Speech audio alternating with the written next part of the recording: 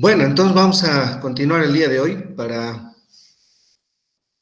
concluir lo que son los signos vitales. Espero que nos alcance la clase para ver los dos últimos signos vitales que debemos saber registrarlos. Ya sabemos la importancia de por qué, ¿no? Entonces vamos a ver hoy lo que es el registro de la temperatura corporal y de la respiración, ¿no? Recordemos que no solamente hablamos de frecuencias respiratorias, sino enteramente de lo que es la respiración.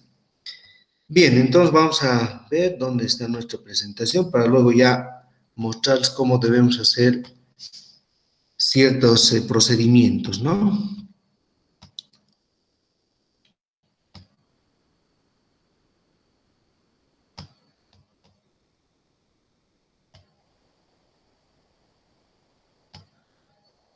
Bien, ¿se ven, no, jóvenes? ¿No hay dificultades con la imagen? Se ve, doctor. Bien. Entonces, habíamos indicado que otro de los signos vitales importantes también es la temperatura corporal, el registro y la interpretación de la temperatura corporal. ¿Cómo definimos la temperatura? Vamos a seguir, digamos, la misma secuencia, el mismo esquema para poder sistematizar el conocimiento y, como siempre les menciono, no perdernos ante tanta información. Esto nos ayuda a que durante la intervención frente al paciente nosotros sepamos qué pasos debemos seguir, ¿no? Esa es la ventaja. Entonces, ¿qué es la temperatura corporal? Primero definamos qué es la temperatura corporal. Entonces, como indica acá, no es nada más que la relación que existe entre la generación y la pérdida de calor producida por el metabolismo corporal, ¿no? Y principalmente este calor generado se produce sobre todo a nivel del hígado, el cerebro y los músculos, sobre todo. Entonces, la temperatura corporal también se define como el grado de calor conservado por el equilibrio entre la generación, que se llama termogénesis, y la pérdida de calor por el organismo, que se denomina termólisis, ¿no? Entonces, ese equilibrio entre estos dos elementos es lo que genera la temperatura corporal, que se va a producir principalmente por la actividad metabólica de todo el organismo, sí, pero sobre todo por la actividad metabólica en el hígado, el cerebro y los músculos, ¿no? Y eso explica, por ejemplo, por qué cuando está iniciando un cuadro febril, y les ha de pasar a muchos o han visto, cuando está comenzando un cuadro febril, empezamos con temblores generalizados, ¿no? El famoso chuchu que llaman, ¿no? Pero en realidad son los escalofríos. Y los escalofríos precisamente es para compensar este desequilibrio que se genera durante el inicio de la fiebre. Y precisamente es el músculo el que está encargado de incrementar la temperatura corporal al inicio, porque hay una desregulación. Y como el músculo es uno de los órganos precisamente importantes o principales en la generación de la temperatura, es por eso que comienzan los escalofríos, ¿no? Muchas veces confunden con convulsiones. Ah, convulsionado el paciente, ¿no? Pero está hablando, no hay una convulsión en la cual el paciente esté conversando, no sé que sea una convulsión parcial. Entonces hay que también saber definir e identificar esa situación, ¿no? Los escalofríos es una manifestación muy frecuente de lo que engloba el síndrome febril, como vamos a ver más adelante. Entonces, muy bien, ya sabemos qué es temperatura corporal, esa relación entre la producción y pérdida de calor, producto del metabolismo corporal. Ahora sabemos que la temperatura corporal, que es una constante vital, como dice acá, puede, digamos, perderse por el organismo a través de estos medios físicos, ¿no es cierto? Como en la convección, la conducción, la evaporación, la radiación, etcétera, que van a ayudar al organismo a perder parte de este calor corporal que se genera, ¿no? Entonces son algunos elementos que debemos tomar en cuenta para, digamos, comprender muchas veces la producción de lo que es la fiebre. Entonces ya sabemos qué es la temperatura corporal, ¿no? Ahora lo que debemos saber es dónde vamos a hacer el registro de este signo vital y con qué además, ¿no es cierto? Entonces, para eso necesitamos conocer los valores normales. Y aquí, si nosotros revisamos nuestra literatura, hay cierta variabilidad. Así que vamos a tratar de uniformalizar los valores en relación a la temperatura corporal. Entonces, vamos a tener sobre todo lo que es la normotermia, ¿no? ¿Qué es la normotermia? Es temperatura corporal dentro de parámetros normales y está básicamente entre 36.5 grados Celsius, que es digamos, la escala que utilizamos para el registro de la temperatura corporal, hasta 37.2. Este valor que está mencionado acá de 36.5 a 37.2 se considera normotermia. Son los valores normales de la temperatura corporal. Todo valor menor de 36.5 ya estaríamos hablando de hipotermia, pero en la práctica hipotermia básicamente se define cuando esta temperatura baja menos de 35 grados Celsius, ¿no? Entonces ahí hablamos de hipotermia. Hay muchas causas de hipotermia, sobre todo exposiciones en etapas frías, ¿no? Los pacientes alcohólicos que se quedan dormidos en la banqueta. Esto se veía muy frecuente en estas fiestas del 15 de agosto, ¿no? Se veía ahí muchos borrachitos que se quedaban durmiendo y sufrían estos cuadros de hipotermia por exposición prolongada a bajas temperaturas, ¿no? Entonces, temperaturas corporales menores a 35 y ya hablamos de hipotermia. Pero, ¿qué pasa si la temperatura está entre 38.5 y 40? Aquí es 40, ¿no? A eso llamamos fiebre. Entonces, la definición exacta de fiebre es toda elevación de la temperatura corporal entre 38.5 y 40 grados Celsius. Eso es fiebre, ¿no es cierto? Y ya hipertermia es un registro mayor a 41 grados Celsius, que también vamos a ver ahora la diferencia entre hiperpirexia, ¿no es cierto? En general se habla de hiperpirexia a todo aumento mayor a 41, lo mismo que la hipertermia. Sin embargo, cuando hablamos de hiperpirexia, es generalmente secundario a una alteración metabólica, infecciosa que está cursando el organismo, generalmente. O sea, hay una causa que nos está produciendo, ¿no? Que explique, como vamos a ver enseguida. Pero cuando hablamos de hipertermia, sobre todo nos referimos a la pérdida completa del control de la regulación de la temperatura corporal a nivel del hipotálamo. Por eso es que hay un término que han debido escuchar, la hipertermia maligna, ¿no es cierto? O hipertermia o fiebre de origen central, muchas veces también mencionan aquello. Esto generalmente está definido por lo que es la hipertermia. Hipertermia llamamos a todo aumento de la temperatura corporal por encima de 41 grados Celsius, pero que es producto de una desregulación de lo que es el centro regulador de la temperatura corporal que está a nivel del hipotálamo, ¿no? Y la causa muchas veces son alteraciones del sistema nervioso central, como esos accidentes cerebrovasculares hemorrágicos masivos que afectan básicamente a nivel de los núcleos talámicos y demás, como vamos a ver ahorita unas imágenes. Esas son las causas que nos van a dar hipertermia, ¿no? En cambio, la hiperpirexia también es un aumento mayor a 41 grados Celsius, pero que tiene una causa generalmente infecciosa que está produciendo este aumento de la temperatura corporal. Pero, ¿qué pasa entonces si la temperatura que registramos está entre 37.3 y 38.4? Entonces, ese espacio, esos valores mencionados entre 37.3 y 38.4 se denomina febrícula, la febrícula. Muchos utilizan este término de subfebril y en realidad esto no existe, ¿no? No debemos hacer uso de este término porque no hay subfebril, sino el término correcto y adecuado es febrícula. La febrícula se define como todo incremento de la temperatura corporal entre 37.5 y 38.4. ¿Cuál es el objetivo de identificar la febrícula? Hay muchas patologías infecciosas o patologías del tejido conectivo también que pueden manifestarse a través de la febrícula y es una de las manifestaciones más importantes de un cuadro patológico determinado. Además que nos ayuda, digamos, nos orienta muchas veces en el manejo de la alteración de la temperatura corporal, porque la febrícula generalmente no requiere un manejo farmacológico. Hay otras medidas, por ejemplo, ¿no? Quitar la ropa del paciente, utilizar medios físicos, etcétera.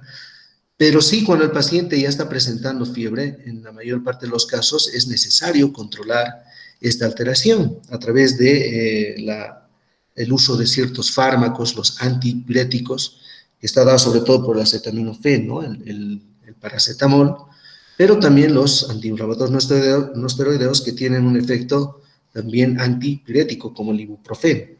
Entonces, en ciertas situaciones es necesario hacer uso de estos fármacos, sobre todo cuando el paciente ya está cursando fiebre, porque si bien el aumento de la temperatura corporal, la fiebre en sí, tiene efectos beneficiosos, tiene muchos efectos beneficiosos en el organismo, por ejemplo, incrementa el estado inmunológico del paciente, favorece la adhesión de los linfocitos hacia las células, digamos, infecciosas, ¿no? Y también inhibe, digamos, la replicación del agente infeccioso externo. Entonces tiene muchos beneficios, pero hasta cierto punto, porque fuera de eso también tiene efectos deleterios a nivel celular, ¿no? Por eso es que vienen ciertas complicaciones dentro del síndrome febril, como en los niños, por ejemplo. Es muy frecuente ver pacientes niños que por la fiebre empiezan a convulsionar. Esto ya es un efecto deleterio de la fiebre a nivel del sistema nervioso central. Por lo tanto, debemos saber controlar. Y el identificar la febrícula y la fiebre, hipertermia o hiperpirexia, o la hipotermia en todo caso también, nos permite orientarnos en el manejo del paciente. Entonces, una febrícula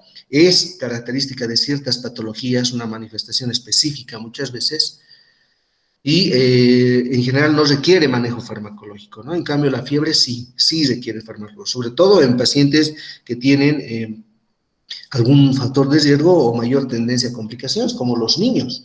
En los niños recién nacidos neonatos y también la edad pediátrica, niños hasta los 6, 7 años, hay que tener mucho cuidado con la fiebre, ¿no? Por eso es que en casa siempre debemos tener un termómetro y saber registrar. ¿Por qué? Porque la fiebre en los niños puede traernos serias complicaciones como son las convulsiones. Hay muchos casos de niños que convulsionan por un descontrol, un mal control, un mal manejo de la fiebre, ¿no? Secundario a otro proceso generalmente infeccioso. Entonces tenemos que saber identificar. Estos valores son muy importantes que conozcamos y que sepamos identificar qué corresponde a cada uno de ellos. Entonces, normal, 36.5 a 37.2. Febrícula de 37.3 a 38.4, fiebre de 38.5 a 40, hipertermia o hiperplexia mayor a 40, ¿no? Sabemos ya cuál es la diferencia para saber identificar. Bien, entonces ya sabemos cuáles son los valores normales de la temperatura corporal. Ahora, ¿con qué vamos a hacer registro de la temperatura corporal? Hemos visto cuando hicimos o vimos el registro de la presión arterial, tenemos el tensiómetro como instrumento, y en este caso, para el registro de la temperatura, tenemos el termómetro, ¿no es cierto? Y actualmente, pues con la tecnología ya tenemos muchas variantes de este instrumento que han simplificado, digamos, el registro de este signo vital.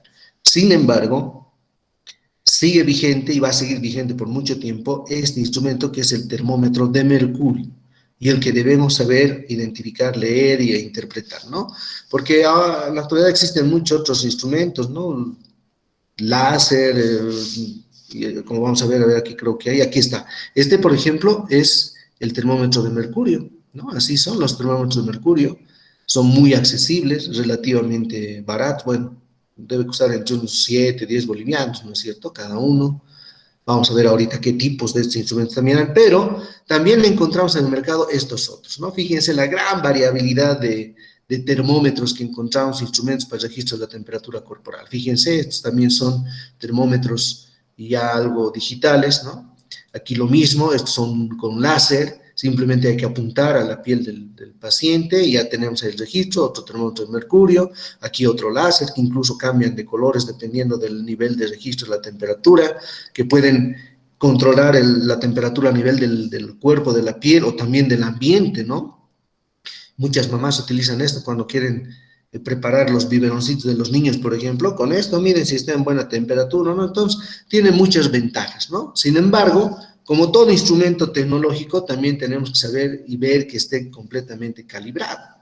Por eso es que este instrumento siempre va a ser el más exacto, el termómetro de mercurio. Aquí tenemos uno, aquí hay otro, estos son para puncionar, bueno, hay una serie de modelos, ¿no? Nosotros, por ejemplo, en el hospital tenemos estos termómetros parecidos a estos, creo que hay fotos de los termómetros digitales, láseres, ¿no? Que simplemente tenemos que apuntar un ratito ahí a nivel del cuello del paciente o la frente, mejor el cuello, y pues ya nos hace la lectura, ¿no? Nos dice cuánto está la temperatura en cuestión de segundos. Entonces tienen muchas ventajas siempre y cuando sean instrumentos que estén validados en cuanto a su exactitud. Entonces sí nos sirven. Estos, por ejemplo, de estos que vemos acá, que también son relativamente baratos, creo que están entre 25 pesos, 30, no son muy exactos, ¿no? Estos digitales que tienen incluso ahí su pitirito cuando hay fiebre y demás, no son muy exactos porque, bueno, no son de una calidad reconocida, pero sin embargo estos otros que vemos acá sí son bastante buenos, ¿no? También tienen un costo mayor. Aquí está, fíjense, este es el que yo tengo también en casa y tenemos en el hospital. Este es el que utilizamos en nuestro hospital, es un termómetro digital buenísimo, muy exacto, porque hemos hecho la comparación cuando se adquirió. con los termómetros de mercurio y son bastante exactos, ¿no? Entonces son bastante fáciles también de usar. Simplemente encendemos con este botón, apretamos este otro para que active la lectura y aquí atrás sale una lucecita, no sé si se fijan, ahí está una luz azul, ¿no? Esto tenemos que colocar a una distancia de 1 centímetro, 2 más o menos de la piel del paciente a nivel de la región del cuello y listo, ya a los 2 segundos nos da la lectura, ¿no? Y puede cambiarse esto, una lectura a nivel de la temperatura corporal o la temperatura ambiental también, ¿no? Se puede ir guardando las nuevas, eso nos sirve bastante, sobre todo para tenerlo en casa, sobre todo cuando hay niños, es muy importante tener estos instrumentos, pero sí debemos saber reconocer y leer y saber interpretar este otro. Estoy seguro que casi todos deben saber leer o hacer la lectura de este instrumento, pero muchas veces hay dificultades, ¿no? Es el famoso termómetro de mercurio, que nunca va a pasar de moda, ¿no? Donde vayamos siempre va a haber termómetros de mercurio, en los hospitales, consultorios y demás, siempre va a haber, entonces tenemos que saber cómo utilizar este instrumento. A diferencia de estos otros digitales que simplemente hay que tomar, apuntar, prender y ya, este termómetro de mercurio tiene ciertas, digamos, pasos que debemos cumplir para hacer la lectura. Y es lo que vamos a ver ahora, ¿no? Entonces, fíjense, este termómetro de mercurio está conformado por una varita de vidrio, ¿no? Fíjense, que tiene en la parte, en un extremo, tiene un receptáculo donde está precisamente depositado el mercurio, que es un metal pesado que se dilata con el aumento de la temperatura, por eso es que empieza a ascender, porque a nivel de esta varita de vidrio hay una pequeña columna de hueca, ¿no? Una pequeña cavidad ahí capilar por donde asciende el mercurio cuando empieza a dilatarse debido al aumento de la temperatura. Y además este instrumento está gradado, ¿no? En grados Celsius, también hay en Fahrenheit, y va desde los 35 hasta los 42, ¿no? Generalmente, ahí está. Entonces va ascendiendo por aquí el mercurio y podemos observar hasta dónde asciende, ¿no? Y esa es la forma en la que registramos la temperatura.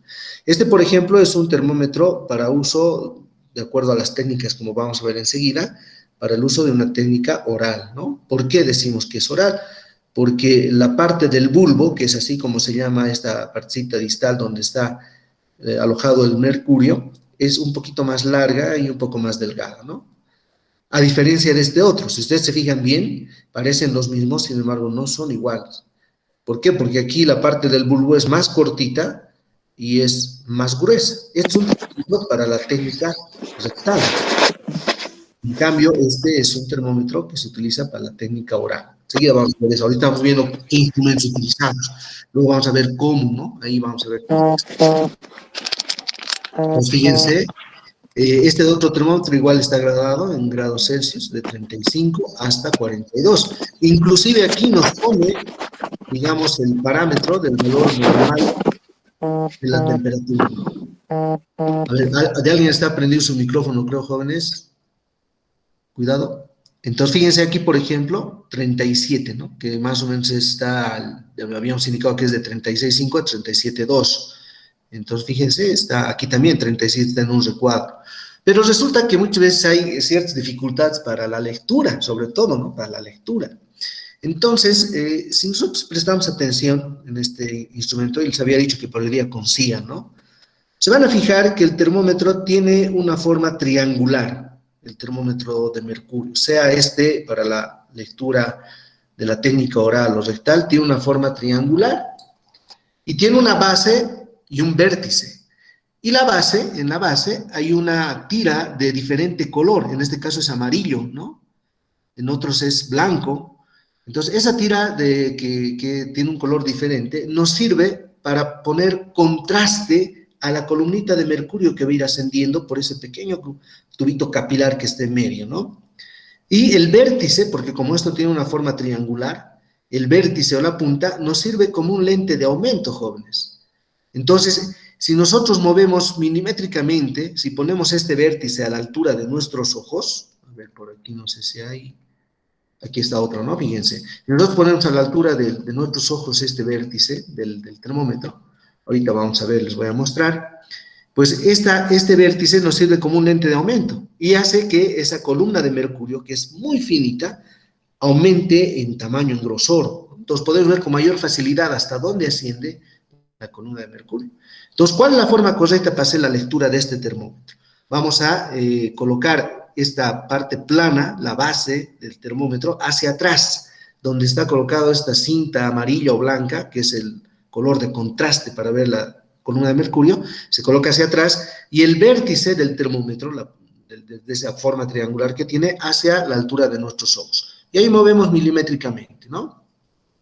Ahora, otra recomendación importante también para hacer la lectura de este instrumento es que jamás debemos tocar el termómetro de la parte del bulbo. Esto no debemos tocar por nada, ¿no? ¿Por qué? Porque esta es la parte que viene en contacto con la lengua del paciente, la axila, dependiendo de la técnica que hagamos. Por lo tanto, vamos a contaminar esto, ¿no? Jamás debemos tomar. Y por otro lado, muchas veces cuando tomamos el instrumento a través de lo que es el bulbo, podemos ya generar un ascenso de la columna de mercurio, ¿no? Porque recordemos que en nuestros dedos, en nuestra mano también hay temperatura y podemos generar un ascenso de la columna de mercurio y tener valores erróneos en el registro de la temperatura. Así que jamás vamos a tomar el instrumento de la parte del bulbo, que es esto. Siempre vamos a agarrar el instrumento de la parte distal. De aquí debemos agarrar, ¿no? Bien, entonces esa es, digamos, las características del instrumento del termómetro de mercurio, que ahorita vamos a ver en vivo cómo debemos hacer, ¿no? Aquí están nuestros otros termómetros. Ahora hay termómetros también de mercurio que son muchos más fáciles de leer. Fíjense, este, por ejemplo, es plano y en la parte posterior ya hay una tira de color blanco que ya permite ver con toda claridad el contraste para ver la columna de mercurio, ¿no? Y aquí está otro termómetro también para la técnica oral y que tiene una tirita de color blanco, a diferencia de estos que son amarillos, ¿no? Ahí está. Este es blanco. Y fíjense, cuando se coloca el vértice, este vértice, esta puntita del termómetro hacia o a la altura de los ojos, y uno mueve milimétricamente, la columna de mercurio empieza a engrosarse y se ve con mayor claridad hasta dónde asciende, ¿no? Entonces, esa es la forma correcta. Muchos tienen dificultades para leer, ¿no? No pueden, a ver dónde está, no logro ver, dicen, ¿no? La columnita de mercurio. Tan sencillo como colocar este vértice a la altura de los ojos y mover milimétricamente, así en sentido horizontal, lógicamente, ¿no? Y mover milimétricamente el instrumento y como magia empieza a engrosarse lo que es la columna de mercurio. Y se ve con toda claridad a qué nivel asciende, ¿no? Entonces hacemos la lectura sin ninguna dificultad. Entonces eso en relación a lo que es el instrumento. Está, fíjense, todos los instrumentos que tenemos. Ahorita vamos a ver en vivo todos ellos, ¿no? Entonces, aquí, por ejemplo, hay un grave error en esta fotografía. Esto lo hemos puesto para que puedan ver cómo se engrosa la columnita de mercurio. Pero aquí hay un error terrible, y es que está tomando el instrumento del bulbo. Esto es lo que no debemos hacer jamás. Siempre debemos tomar el instrumento de la parte distal al bulbo, de acá, de acá. Así que eso, grábense muy bien, ¿no es cierto? Siempre de la parte distal. Ahora, cuando queremos hacer el registro de la temperatura corporal, ya sabemos cómo, ahí está el instrumento, qué cuidados debemos tener, etcétera. Debemos, digamos, tener mucho cuidado con la asepsia de este instrumento. La asepsia, porque de todas formas, cuando nosotros estemos en un centro de salud, en la emergencia, un consultorio, etcétera, siempre vamos a tener los termómetros en un recipiente con una sustancia antiséptica, ves agua jabonosa o Ibiscrub o DG6 muchas veces, pero a pesar de que esté sumergido en una sustancia antiséptica, debemos hacer la asepsia correspondiente del termómetro. Y eso es lo que vamos a ver ahora, ¿no? A ver, les voy a pedir, por favor, que todos prendan sus camaritas y que todos tengan a la mano su instrumento, ¿no? Vamos a, vamos a ver, eso es, a ver dónde está mi cámara. ¿Está con nosotros Brian? Creo que no está, ¿no? Brian, ¿estás por ahí? Bueno, debe tener clases. Sí, doctor, estoy acá. Ah, ya, muy bien, Brian. Bueno, a ver, ¿me ven, no? Ahí está. Fíjense, cuando nosotros estemos en el hospital, en la emergencia, o donde estemos en el consultorio, siempre vamos a tener los termómetros en un recipiente así, ¿no? Que esté con una sustancia antiséptica, puede ser Ibiscrub, puede ser agua jabonosa, etc. Y ahí van a estar los termómetros, ¿no? Así, depositados. Y vamos a tener además siempre estos dos elementos, torunditas que son de algodón, que van a estar secas en un frasquito y empapadas en alcohol, ¿no? Pero es lo que les pedí que preparen para hoy, ¿no? Porque vamos a aprender cómo se hace la lectura. Este, por ejemplo, es un instrumento, es un termómetro. Ahí está. Este es un termómetro para uso en la técnica oral, ¿no? Fíjense Este es el bulbo, ahí está, ¿no? Este es el bulbo. Y es delgado y es más largo, a diferencia de este otro, por ejemplo, fíjense, no sé, ahí está, ¿no? Si comparamos, de este el bulbo es más cortito y es más grueso. Este termómetro es para el uso de la técnica rectal y este es para la técnica oral o axilar, ¿no? Ahorita vamos a ver eso de las técnicas, pero el resto es igual. Entonces, lo que les decía, el instrumento tiene la forma triangular. Si nosotros hacemos un corte sagital, tiene la forma triangular. Ahí más o menos se nota, ¿no? Pero si ustedes están agarrando su termómetro, fíjense, tiene la forma triangular. Y donde está el color amarillo es plano. Eso siempre debe ir hacia atrás para hacer la lectura, ¿no? Esta parte plana hacia atrás. Y el vértice que está aquí, ahí está el vértice, este debe ir a la altura de nuestros ojos. Supongamos que estoy ahí, fíjense, coloco a la altura de mis ojos, ahí, ¿no? Ahí. Y a una distancia determinada observo y hago movimientos milimétricos ahí, y ahí claramente se ve cómo se engrosa lo que es la columna de mercurio, se hace más gruesita y vemos hasta dónde está ascendiendo. Acá, por ejemplo, este termómetro está en 40 grados, hasta 40 está este, ¿no? A ver, este otro vamos a ver. Este está a menos de 35, está mucho más alto. Entonces, tan sencillo como eso, ¿no? ¿Alguno de ustedes tiene alguna dificultad respecto a esto, a la lectura? Yo creo que no, ¿no? Es bastante fácil. Pero mucho más fácil es tener esto, pues jóvenes, vamos a ver, aquí está. Fíjense. Este es el termómetro que les puse en la foto, ¿no?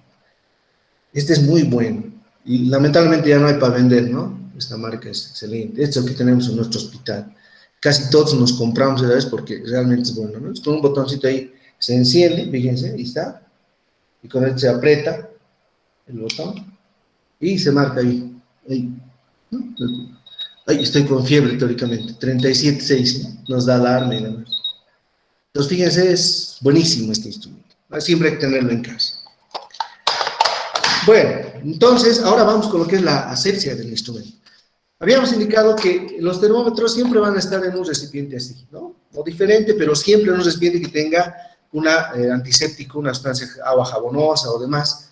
Entonces, lo que debemos hacer es tomar el instrumento de la parte distal al bulbo. Nunca vamos a agarrar el instrumento de acá del bulbo, este es el bulbo. Jamás debemos tomar de ahí, sino de la parte distal, siempre la parte distal, ¿no? Así. Lo que vamos a hacer es colocar de forma vertical nuestro termómetro y vamos a hacer uso de las torunditas de algodón que están empapadas en alcohol, vamos a tener estas también, y también las torunditas que son secas, ¿no? Siempre va a haber eso. Cuando estamos en el consultorio o la emergencia, siempre vamos a tener estos elementos ahí en una mesita, siempre hay, nunca falta, ¿no? Siempre nuestros auxiliares se encargan de que esté permanentemente con las torundas. Entonces, ¿qué es lo que vamos a hacer? Vamos a mantener el instrumento vertical, así, no de esta forma, ni horizontal, sino vertical, en este caso con el bulbo hacia arriba, y vamos a tomar una torundita de algodón empapada en alcohol. Vamos a exprimir el remanente, digamos, para que no haya derrame de este, y vamos a colocarlo, vamos a tratar de abrazar, si quieren, o envolver con la torunda a nivel del bulbo, así. Y vamos a hacer movimientos circulares hacia abajo, hasta que llegue a nuestros dedos, los cuales están agarrando el instrumento, aquí, y sacamos. No vamos a volver a subir con la misma torunda, eso es un error, ¿no? Cuando estamos haciendo la asepsia, empezamos del bulbo, ¿no? En este caso estoy repitiendo para mostrarles, envolvemos si quieren el bulbo con la torunda empapada en alcohol, y haciendo una leve presión hacemos movimientos circulares hacia abajo, ahí, ¿no? Y sacamos. Desechamos esta torunda, desechamos y agarramos otra, ahí está otra, ¿no? Del envase. Y hacemos el mismo procedimiento. Vamos a, si quieren, envolver alrededor del bulbo y hacemos, bajamos, ¿no? Bajamos lentamente haciendo movimientos circulares. Este procedimiento vamos a repetir 2 hasta 3 veces, manteniendo el termómetro así vertical. Una vez que hemos hecho 2 o 3 veces con las torundas empapadas en alcohol, agarramos las torundas secas, ¿no? Que también vamos a tener ahí disponibles, secos, y vamos a hacer lo mismo de la parte distal del bulbo ahí, hacia aproximar. Una sola vez, ¿no? O hasta 2. ¿Para qué? Para secar el remanente de alcohol que puede estar acá a nivel del termómetro. Porque si nosotros aplicamos así, imagínense con restos de alcohol en el paciente, si es una técnica oral, pues vamos a tener ciertas dificultades, ¿no? Entonces podemos hacer uso de 1 o hasta 2 torunditas secas ahí colocamos sobre el bulbo, lo envolvemos si quieren y vamos bajando haciendo movimientos circulares hasta nuestros dedos, ¿no? Secar nuestros dedos inclusive. Pero jamás volver otra vez hacia atrás. Eso es lo que no debemos hacer nunca, no volver, ¿no? Bien, una vez que hemos hecho esa asepsia y ya está seco nuestro termómetro, vamos a verificar, sea cual sea la técnica que hagamos, rectal, oral, axilar, vamos a verificar que la columna de mercurio esté en menos de 35. Y ya sabemos, simplemente hago esto, la parte plana hacia atrás, donde está el contraste de esta cinta, hacia atrás, y el vértice hacia la altura de mis ojos, ahí. Y en este caso está menos de 35. A ver, hagan la prueba. Si alguien tiene dificultad, comuníquenos, ¿no? Para que así podamos mostrar mejor. ¿Todos son capaces de ver la columna de mercurio o alguien tiene dificultad? Es fácil, ¿no? Ahí está. Pues no hay forma de perderse. Si nosotros colocamos esta parte plana que tiene esta cinta de otro color hacia atrás y el vértice del termómetro hacia la altura de nuestros ojos y movemos así milimétricamente, así de gruesa se vuelve la columna de mercurio, ¿no? Y fácilmente podemos ver, este está a menos de 35. Este otro, bueno, que no he hecho la asepsia, está, este que es rectal, está en 40. 40. Entonces, fácil darse cuenta. Entonces, hasta ahí es la asepsia del termómetro. La limpieza, la asepsia con las torunditas, 2 hasta 3 veces, secamos el remanente de alcohol y luego verificamos que esté menos de 35. En este caso, este termómetro sí está a menos de 35, pero en este no. ¿Qué hacemos en ese caso? Vamos a bajar la columna de mercurio, ¿no? Y eso es sumamente fácil. Agarramos enérgicamente entre nuestros dedos índice, medio y anular, de la parte distal al bulbo siempre, y vamos a hacer 2 movimientos enérgicos, ¿no? Ahí, pum, listo, nada más. Y en este caso ya bajó, a 37 bajó, ¿no? De 40 bajó a 37. Pues una vez más, ahí. Y ahora sí, bajó, menos de 30. Muchos dirán, no, se debe estar inventando. Que no. Hagan la prueba. Seguro de muchos de ustedes está ahí más de 37, más de 35. Agarren firmemente, pero tengan cuidado de no golpear en la mesa o a algún lado, que nos ha pasado. Hasta a mí me pasó, ¿no? Por baja, pum, roto el termómetro. ¿No? Tengan mucho cuidado porque es tóxico el mercurio. Muy tóxico. Y hemos tenido serios accidentes, sobre todo en pediatría, con esto, ¿no? Por eso vamos a ver ahora, cuando hablemos de las técnicas, cuáles son las indicaciones y contraindicaciones. Entonces, hagan la prueba. De los que están por encima de 35, agarren enérgicamente y firme, y 2 movimientos simplemente, pum, y pum, listo, nada más, con energía, pero no así suavito, fuerte, listo, ¿no? Y ya está, baja este, ya ha bajado, ya hasta casi al bulbo ha bajado esto, ¿no? Entonces, es la forma en la que debemos verificar que la columna de mercurio esté en menos de 35, ¿no? Listo. Ahora, respecto al uso de estos termómetros, no sé, por ahí leí un artículo, a ver si revisan ustedes. No es un artículo científico, pero está indicado mejor el uso a nivel del cuello, ¿no? Del rayo láser, no en la frente indica. A ver si revisan por qué. Interesante también, ¿no? Dicen que es porque hay daño neuronal. No, hay que revisar. Pero mejor en el cuello. Ahora, pero hay que tener mucho cuidado, ¿no? Por ejemplo, he estado con mi chompita y todo, pero es que a veces registra temperaturas mayores. Bien, entonces, ¿está claro respecto a la asepsia, jóvenes? ¿O hay alguna duda? A ver, termómetro vertical. Torundas empapadas en alcohol, 2 hasta 3 veces, de distal a proximal, nunca volver. Luego torundas secas para secar el remanente de alcohol, también de distal a proximal, nunca volver. Y luego verificamos, ahí ya ponemos en horizontal nuestro instrumento, verificamos que esté menos de 35, si no está, bajamos el termómetro, y ya está listo para el registro de la temperatura corporal. Ahora sí ya está listo nuestro instrumento. Y una vez que ya esté así, jamás no se les ocurra así, ¿no? Tocar. A veces dice, a ver, ¿cuánto está? Y a ver si agarran, ¿no? ¿Cuánto está? Ya, eso ya no sirve, ¿no? Tenemos que nuevamente hacer todo el procedimiento. Bien, ¿está claro entonces? ¿No hay dudas, preguntas respecto a lo que es la asepsia? ¿Todo claro? Ya, entonces continuemos con la presentación para que Doctor, tal veamos. vez, doctor, perdón que lo interrumpa, tal vez no sea respecto a la asepsia, pero Sí, en muchos lugares toman también la temperatura en la muñeca. ¿Eso está bien? dependiendo con qué instrumento. A ver, Eh, ahora vamos a ver eso, ¿no? Cuando hacemos uso de este instrumento, que es nuestro termómetro de mercurio, hay 3 técnicas básicas, que ahora lo vamos a ver. Es la técnica oral, la técnica axilar y la técnica rectal, donde utilizamos este otro instrumento, ¿no? Ahora, cuando tú me dices la muñeca, hay algunos termómetros, creo que son de contacto, ¿no? Como cintitas, sobre todo en la frente, tal les ponen, en la muñeca. Ahora, a nivel de los pliegues, sí he visto en los niños también hacer a nivel del pliegue inguinal, con este termómetro de axilar. También en los niños en el pliegue inguinal he visto tomar, y se hace, ¿no? O sea, sí funciona. Pero en la muñeca no sé muy bien. ¿Cómo viste eso? A ver, explícanos cómo era. No, yo me refería a es que mencionó que en la frente no se tiene que tomar la temperatura. Ah, ya, tú dices de estos Entonces, digitales. exacto, los digitales en muchos Ah, lugares. ya, ya. No sé si Claro, no, de estos digitales sí, ¿no? Aquí en la frente no. Cuando íbamos a los supermercados, todo ahí en la frente nos ponían, ¿no? Y ya luego han dicho, mejor en el cuello. Eso porque indican que el rayo láser produce lesión neuronal, ¿no? Pero habría que ver. Claro, si estamos expuestos a cada momento, como era en la época que pasamos hace pocos meses por la pandemia, donde íbamos nos apuntaban, ¿no es cierto? Ahora, si se fijan, cambiaron, ahora es en la mano, como tú dices, en la muñeca, ¿no? Incluso ahí está para colocar el aparatito y hacer si funciona. Entonces, sí se puede, ¿no? El tema es que esté en la piel. Pero hay que también tener cuidado porque muchas veces si nosotros exponemos o utilizamos este instrumento digital en la piel que está cubierta, muchos pacientes llegan, por ejemplo, a emergencia en la noche o de madrugada, con sus chalinas, sus chulitos, así bien abrigaditos llegan, ¿no? Y a ver la temperatura, le ponemos ahí 38,5. Y no es fiebre, ¿no? Simplemente porque hay mayor concentración de temperatura local. Entonces tenemos que primero descubrir al paciente, que se ambiente y luego recién hacemos el registro, ¿no? Sí, está bien, se puede en la muñeca, no es ningún problema cuando hablamos de los digitales. está bien, doctor, Bien, gracias. entonces, perfecto. Entonces ahora continuemos con lo que es nuestra presentación. A ver, ¿dónde estamos? Ya.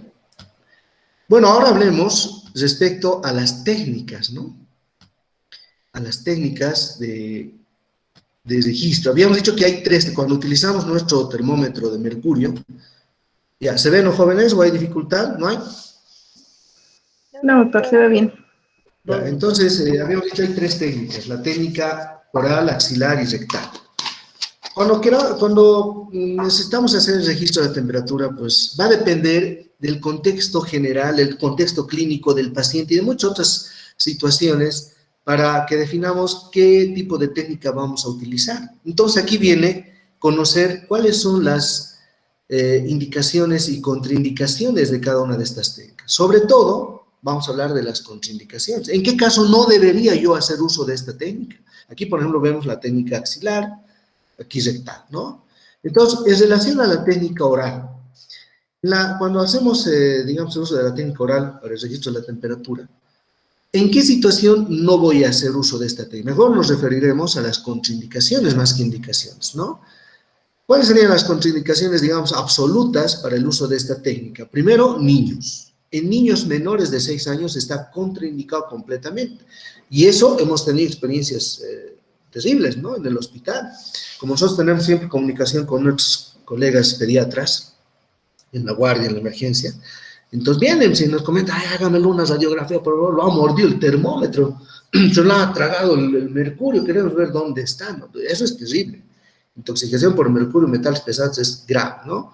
Entonces, una contraindicación absoluta es niños menores de 6 años. Jamás vamos a hacer uso de la técnica oral en niños menores, precisamente porque piensan que es dulce, no sé qué, pum, lo muerden, ¿no? Entonces, en ese caso, no. Niños menores de 6 años, contraindicado. Y si es un niño mayor de 6 años, tenemos que estar segurísimos que está entendiendo lo que estamos haciendo, ¿no? Y si no, pues mejor utilizar otra técnica. Ahora, otra contraindicación absoluta sería aquellos pacientes que tienen antecedentes de crisis convulsivas, adultos con antecedentes de crisis convulsivas, porque imagínense que estemos haciendo el registro de la temperatura y de pronto le viene una crisis. Ya, chao, ¿no es cierto? No solo mercurio, vidrio, todo el termómetro se lo va a tragar. Entonces, hay que tener mucho cuidado si tenemos también pacientes con esas patologías o antecedentes, porque no sabemos una crisis en qué momento puede venir. Por lo tanto, es otra contraindicación. Otra contraindicación son pacientes que tengan lesiones a nivel de la mucosa o los labios, de la mucosa bucal o los labios o la lengua, ¿no? Digamos, pacientes con lesiones herpéticas, por ejemplo, pues ahí va a estar contraindicado. Uno, ¿por qué? Porque va a resultar incómodo o doloroso para el paciente, y otro, porque por el mismo proceso inflamatorio, el calor local a nivel de la boca por estas lesiones va a incrementarse, por lo tanto no nos va a dar lecturas adecuadas de la temperatura corporal. Entonces, en ese caso también está contraindicado, ¿no? Otra contraindicación son pacientes que están intubados, por ejemplo, ¿no? Imposible que ellos hagamos o que tengan instaladas sondas orogástricas. Hay muchas sondas para alimentación que se introducen por la boca, no por la nariz, son sondas orogástricas. Entonces ahí tampoco va a estar contraindicado. O que tenga alguna lesión, fractura, algún tipo de alteración a nivel de la articulación maxilofacial, etcétera. En ese caso tampoco va a estar indicada el uso de esta técnica. Y entonces, ¿en qué caso vamos a dar? Todo paciente adulto, consciente, etcétera, ¿no? En ese caso, sí. Esos son, digamos, los cuidados que debemos tener cuando hacemos uso de esta técnica. Ahora, pacientes con infecciones de la cavidad orofaringia, digamos, candidiasis orofaringia, como les decía, lesiones herpéticas, ¿no? En ese caso no vamos a hacer uso de esta técnica. Bien. Una vez que conocemos, a ver, veremos entonces directamente, en relación a la técnica axilar, ¿cuáles serían las indicaciones? ¿En qué paciente? Todo paciente adulto que nos colabore, ¿no es cierto? Pero, ¿y en qué caso no vamos a hacer uso de esta técnica? Cuando hablamos de la técnica axilar, básicamente hacemos el registro en el pliegue axilar, ¿no es cierto? Aquí. Entonces, este sí es un pliegue cuando, digamos, es un paciente de constitución física normal, pero imagínense en un paciente caquéctico completamente enflaquecido, pues no hay pliegue axilar, es hueco axilar, y muchas veces el termómetro no entra en contacto ni con la piel. Entonces, pacientes caquécticos, enflaquecidos, por ejemplo, podría estar contraindicada esta técnica. Otro, todo paciente que tenga inmovilizada la extremidad superior, una o ambas, ¿no es cierto? Fracturas de clavícula, que tengan por ahí alguna férula de yeso, etcétera. En ese caso tampoco vamos a poder realizar esta técnica. Otra contraindicación relativa, digamos, sería pacientes con hipertricosis, ¿no? Ustedes saben que uno es la hipertricosis, que es la cantidad, digamos, excesiva de pelo en lugares que normalmente hay, ¿no? A diferencia del hirsutismo. El hirsutismo, por ejemplo, es la presencia de pelos en lugares donde normalmente no debe haber. Digamos, una señorita con bigotes, ¿no? Eso es hirsutismo, que puede deberse a trastornos hormonales, enfermedad, digamos, quistes de ovario, etcétera, ¿no? Pero cuando hablamos de hipertricosis, muchos pacientes, digamos, tienen excesiva cantidad de vello axilar, en ese caso tampoco, digamos, va a ser correcto por la humedad que se genera a ese nivel, ¿no? Entonces, son algunas, digamos, contraindicaciones de esta técnica, ¿no? O pacientes inconscientes, ¿no? Y el paciente inconsciente difícil que nos colabore para realizar la técnica. ¿Cuáles serían las contraindicaciones de la técnica rectal? ¿Cuál sería la principal contraindicación de la técnica rectal? La negativa del paciente, desde luego, ¿no? Si el paciente dice, no, un ratito, doctor, usted no va a hacer eso, pues definitivamente no hacemos, imposible, ¿no? Entonces, es una de las contraindicaciones más importantes. Las otras, bueno, sería, digamos, lesiones a nivel de la región perineal o perianal, como abscesos perineales, fístulas, qué sé yo, ulceraciones, hemorroides externas, sangrantes, prolapso rectal. En ese caso no vamos a realizar esta técnica. Generalmente, la técnica rectal, generalmente, y eso como que ya está cambiando también, ¿no? En nuestro medio, en muchos otros países ya no se emplea, en los niños, es la técnica que más se utiliza, pero eso ya está cambiando, ¿no? Ya con el advenimiento de estos nuevos termómetros digitales y demás, ya está cambiando básicamente esa tendencia. Sin embargo, en ciertas situaciones sí utilizamos. Nosotros, por ejemplo, en el hospital, cuando requerimos, digamos, corroborar algún diagnóstico, como es el caso de la apendicitis aguda, pedimos que nos hagan el registro rectal y al mismo tiempo axilar. Eso se llama la temperatura diferencial axilorectal, que enseguida vamos a ver, ¿no? En ese caso también se emplea esta técnica. Pero si el paciente nos dice, no, doctor, imposible, pues ahí paramos, ¿no? Es una contraindicación absoluta la negativa del paciente.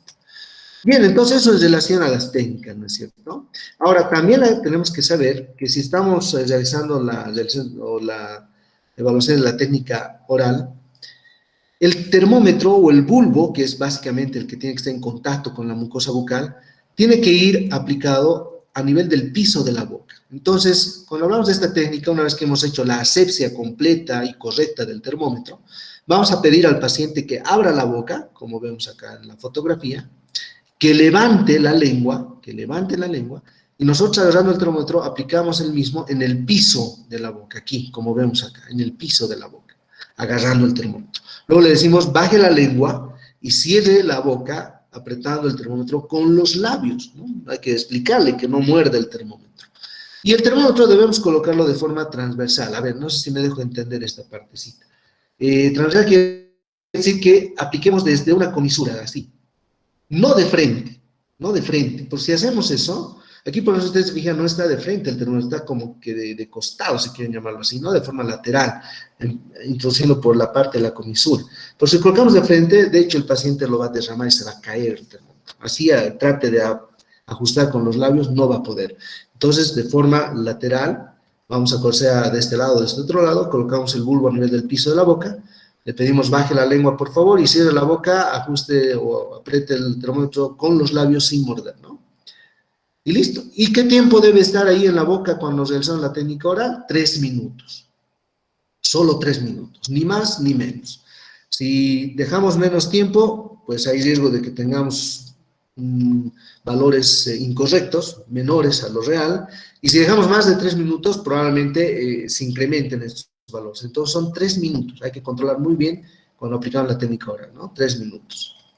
Cuando aplicamos la técnica axilar, lo que debemos hacer es pedir al paciente que se descubra, ¿no? Si está, como en este caso, una polerita fácil ahí, si está con chompas y demás, que se retire.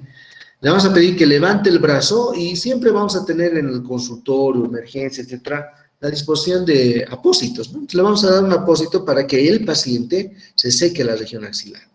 Una vez que está seca la región, vamos a aplicar el termómetro ya realizando la asepsia del mismo, agarrando desde la parte distal del bulbo, y colocamos el bulbo aquí, en el pliegue axilar mismo, ahí, ¿no? Y le decimos al paciente, baje el brazo y lleve la mano al hombro contralateral, ¿no? Así, cruzadito, no sé qué hay, bueno, no hay una fotito, más adelante tal vez. Entonces, le pedimos que lleve la manito hacia el hombro del lado contrario. De esa forma, el paciente está haciendo presión del termómetro.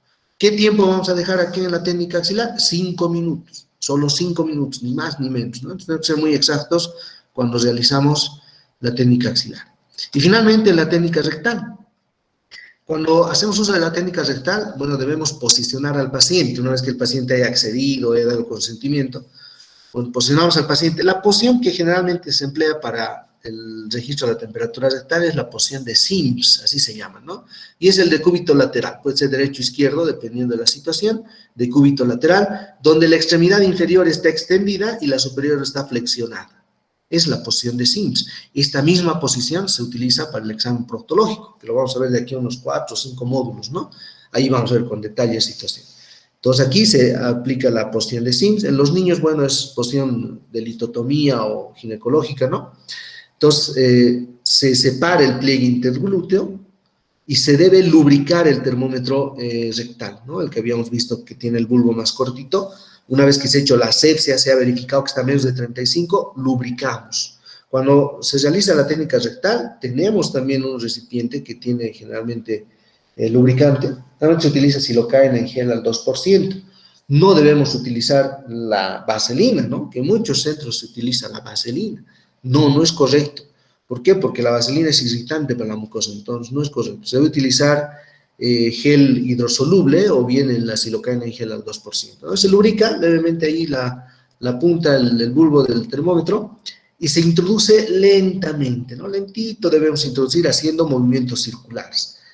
¿Qué distancia? Solamente la distancia del bulbo y una distancia más a esta, ¿no? Que más o menos es 1 centímetro. Estamos hablando de 2 centímetros que debemos introducir, no más de eso, ¿no? Haciendo movimientos circulares con el termómetro lubricado, se hace así y se introduce, digamos, 2 centímetros, nada más que 2 centímetros. ¿Qué tiempo va a estar aquí en la técnica rectal? 2 minutos, solo 2, no debe ser ni más ni menos, ¿no? Entonces es fácil darse cuenta. Oral 3, axilar 5, rectal 2, ¿no? 3, 5, 2. Entonces, cuando estamos realizando la técnica oral, una vez que ha pasado los 3 minutos reglamentarios, debemos agarrar primero el termómetro, ¿no? Cuidado que digamos, ya abra la boca y pum, se cae el termómetro. Entonces, agarramos el termómetro de la parte distal y le pedimos al paciente que abra la boca. Y acá cuando ya estamos haciendo la lectura después de los 3 minutos reglamentarios, siempre va a haber restos de saliva, digamos, o bien en algunas señoritas o señores que usan lápiz labial, se va, digamos, a pintar el termómetro con el lápiz labial. Y eso puede perjudicarnos en la lectura o la misma presencia de saliva. Entonces acá, una vez que retiramos el termómetro de la boca del paciente, debemos hacer la limpieza, no asepsia, sino limpieza. Y la limpieza se hace en sentido contrario a la asepsia. O sea, agarro una torundita de alcohol seco, no tiene que estar empapado en alcohol, una torunda de algodón, perdón, seco, y voy a limpiar esta vez de la parte proximal hacia distal, o sea, de forma contraria a la que hice la asepsia, ¿no es cierto?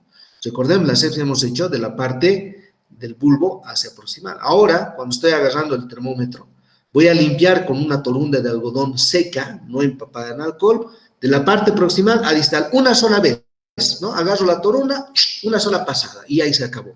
Y recién hago la lectura del termómetro, ya como habíamos visto, y veo y verifico hasta dónde ha ascendido la columna de mercurio. Entonces, es la forma correcta de hacer la lectura, ¿no? Debemos limpiar con una torundita de algodón seca, en sentido contrario a la asepsia, de la parte proximal, hasta una sola vez. ¿Cuál es el objetivo?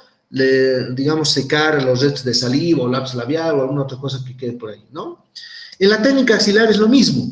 Antes de pedir al paciente que levante el brazo, vamos a agarrar el termómetro de la parte distal, le pedimos por favor levante el brazo, retiramos el termómetro y hacemos la misma limpieza del termómetro que en la técnica oral. De la parte proximal a la parte distal una sola vez, con una torunda de algodón seca. ¿Cuál es el objetivo? Secar o limpiar, digamos, el remanente de sudor que pudiera haber, por ejemplo, en la técnica axilar, y nos permite hacer una lectura adecuada de la temperatura, ¿no?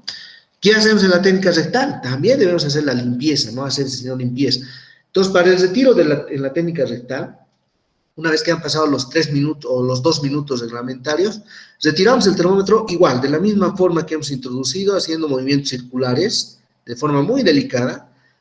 Agarramos el termómetro de forma vertical y con una torundita de algodón seca limpiamos de la parte proximal a distal, ¿no? O sea, de forma contraria a la que hicimos la asepsia. Y aquí, con mayor razón, debemos utilizar, porque siempre va a haber restos de heces y demás, sobre todo en niños, por lo tanto, tenemos que hacer la limpieza respectiva y luego la lectura. Entonces, no nos olvidemos de esos detalles, jóvenes. Son detallitos que marcan la diferencia, ¿no? Ahí está. A veces es cierto, digamos, muchos estarán diciendo, pero ¿por qué vamos a aprender esto si al final nuestros enfermeros van a ser? Sí, es cierto. Muchas situaciones o en muchos lugares son nuestros auxiliares de enfermería o licenciados que hacen el registro de signos vitales, pero nosotros somos médicos pues, jóvenes, entonces tenemos que saber de dónde nace todo. Porque la licenciada nos va a decir, doctor, tiene 38.6. Ya, perfecto. Ahora, a nosotros nos toca identificar e interpretar aquello, pero tenemos que saber de dónde ha salido todo. Nada raro que la licenciada haya hecho una técnica incorrecta o no ha verificado que la columna estéreo es de 35, entonces son detalles que marcan de verdad la diferencia, ¿no? Entonces tenemos que tomar en cuenta aquello. Bien, eso respecto a las técnicas, oral, axilar y rectal. No se olviden el tiempo que debe permanecer el termómetro en cada una de las técnicas, los detallitos antes del retiro, la limpieza en sentido contrario a la asepsia, una sola vez con una torunda de algodón seca, y la lectura respectiva, y posteriormente el registro, y para nosotros, la interpretación, ¿no? Ahí está. Así de fácil y sencillo había sido, ¿no? ¿Qué alteraciones podemos tener en relación a la fiebre o a la temperatura corporal? Nos habíamos dicho, puede haber fiebre cuando la temperatura está entre 38.4 y 40, hipotermia menos de 35, hiperpirexia o hipertermia más de 41, pero la diferencia es que en la hipertermia no hay un control adecuado y correcto del centro termorregulador, ¿no? Entonces, ¿cuáles son las causas, la etiología para que exista esta alteración de la temperatura, del control y regulación de la temperatura corporal y derive en fiebre, hipertermia o febrícula? La causa más frecuente son los procesos infecciosos, ¿no? Por eso es que la fiebre es un signo de alarma, ¿no? De alerta, que nos está avisando que algo está pasando en nuestro organismo. Pero no solo las infecciones, estas pueden ser infecciones virales, que son muy frecuentes en niños, bacterianas y micóticas inclusive, ¿no es cierto? Entonces la fiebre la infección es una de las causas más frecuentes cuando hablamos de alteración de la temperatura fiebre. Pero no es la única, hay otras también. Como vemos acá, las neoplasias. ¿Y por qué las neoplasias generarán aumento de la temperatura corporal. Porque una neoplasia es un tejido que está creciendo de forma descontrolada, ¿no es cierto? Por lo tanto, eso incrementa el metabolismo a ese nivel. Y el incremento del metabolismo genera mayor calor, por lo tanto, el paciente con un proceso neoplásico tiene tendencia a generar fiebre o a hacer alteraciones de la temperatura corporal, febrículas o fiebres, ¿no? Por eso, por ejemplo, muchas veces llegan pacientes y dicen, "No, estoy meses ya, doctor, estoy perdiendo peso, en las noches sudo mucho, tengo mucha calor, mojo las sábanas", cuidado, ¿no? Que eso podría ser un signo de alerta respecto a un proceso infeccioso o neoplásico. La tuberculosis, por ejemplo, se caracteriza mucho por esa situación, ¿no? Diaforesis nocturna, pérdida de peso, las neoplasias también. Hay los síndromes paraneoplásicos que se caracterizan por esa alteración de la temperatura corporal. Entonces, siempre que exista esas situaciones, debemos pensar en la posible causa etiológica, ¿no? Y siempre contextualizando al paciente. Si tu paciente llega con pérdida de peso progresiva de mucho tiempo, antecedentes en la familia de procesos neoplásicos en otros componentes de la familia, pues definitivamente podríamos estar frente a una neoplasia, ¿no? Pero si tu paciente viene y te dice que ha trabajado en un centro minero, que está en contacto con pacientes con TB y que tiene sudoración, pérdida de peso, bueno, probablemente sea fiebre por un proceso infeccioso debido a una tuberculosis, ¿no? Entonces, siempre debemos contextualizar. Otra causa de alteración de la temperatura corporal es la vasculitis, ¿no? Estas son, digamos, enfermedades de tipo autoinmune generalmente, que, digamos, pueden generar aumentos o alteraciones en el control de la temperatura corporal, ¿no? Y que van asociados a otros signos más, por ejemplo, alteraciones dérmicas, sobre todo la presencia de petequias, equimosis espontáneas en extremidades, sangrados, etcétera. Entonces, podríamos estar frente a una vasculitis. O bien las conectivopatías, ¿no? Esto es muy frecuente, jóvenes, muy frecuente. ¿Cuáles son las conectivopatías? La artritis reumatoide, el lupus eritematoso sistémico, qué sé yo, el síndrome de Sjögren, ¿no? Son alteraciones del tejido conectivo, generalmente también de tipo autoinmune, que muchas veces cuando hay, digamos, crisis de este tipo de enfermedades o picos de descompensación, el paciente presenta fiebre, y nos ha tocado ver. Muchas veces llegan pacientes con fiebre, no todos hacerle estudios, ¿no? Porque siempre, generalmente, pensamos en infección. Pedirle una orinita, debe ser una infección, no está con diarrea, te has llegado a su sanidad, no, siempre pensamos en infección. Y cuando después de hacer todos los estudios, todo normal, ni siquiera tiene leucocitosis, nada, pero está con 38,9, doctor. ¿Qué puede ser, no? Y cuando ya uno investiga más a fondo, resulta que tiene dolores articulares, que tiene rigidez matutina, que ha habido ya datos de deformidad en la articulación metacarfalanges, entonces estamos frente a una artritis reumatoide en un episodio de crisis, ¿no? Y nos da también como una manifestación fiebre. Entonces, las conectivopatías, cuando no están asociadas a un proceso infeccioso, también puede generar alteración en el control de la temperatura corporal. Entonces, no se olviden, no hay que ser como caballos cocheros, ¿no? Pensar en fiebre por infección, no, también hay otras causas.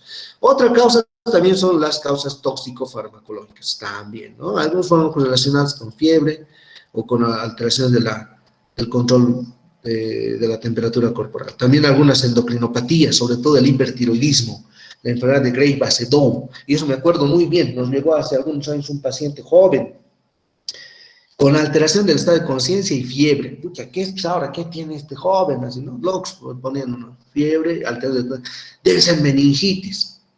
Puede ser, ¿no? O sea, como que cuadra un poquito. Sin embargo, no, ese paciente era una crisis tirotóxica. Interesante ese caso de un jovencito de 18 años, creo que era, ¿no? Y tenía todos, ya una vez que ya identificaban todo, tenía todos los signos de hipertiroidismo.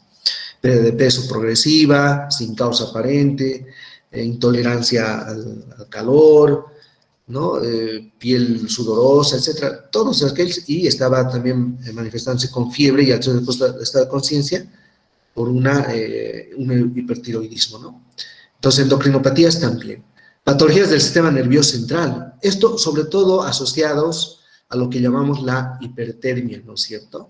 Sobre todo tumores a nivel del sistema nervioso central o enfermedad cerebrovascular de tipo hemorrágico pueden darnos, digamos, alteraciones en la temperatura corporal de origen central. Es lo que llaman la hipertermia de origen central, hipertermia maligna, ¿no? Ahorita vamos a ver una foto de una ACV hemorrágico terrible.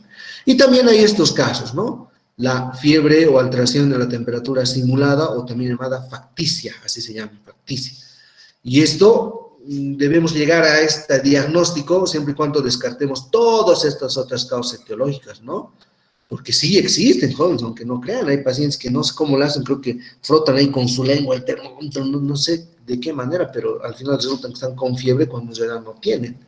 Entonces sí, pero debemos tener, digamos, antes de descartar cualquier otra de estas causas etiológicas, ¿no? Y aquí está, fíjense, procesos infecciosos, respiratorios, sobre todo infecciones virales, y ahora tan de moda el COVID. Realmente nosotros tenemos terror cuando un paciente con COVID hace fiebre, porque no es muy buena, no es nada buena esa asociación de COVID y fiebre, ¿no? Pero también un resfrío simple puede cursar con cuadro febril, procesos gastrointestinales, diarreicos, gastroenteritis, ¿no? Vómitos, diarreas, igual puede cursar con fiebre, proceso infeccioso bacteriano, viral, micótico, bacilar, ¿no es cierto? Aquí, por ejemplo, vemos una neumonía, fíjense, es una radiografía de tórax donde se observa una imagen radiopaca en tercio medio del hemitórax del lado derecho, ¿no? Y debe estar medio mal este paciente porque se ve aquí electrodos. Y si un paciente está con electrodos es porque se está monitorizando y debe estar mal. Es una neumonía, ¿no? De origen bacteriano probablemente.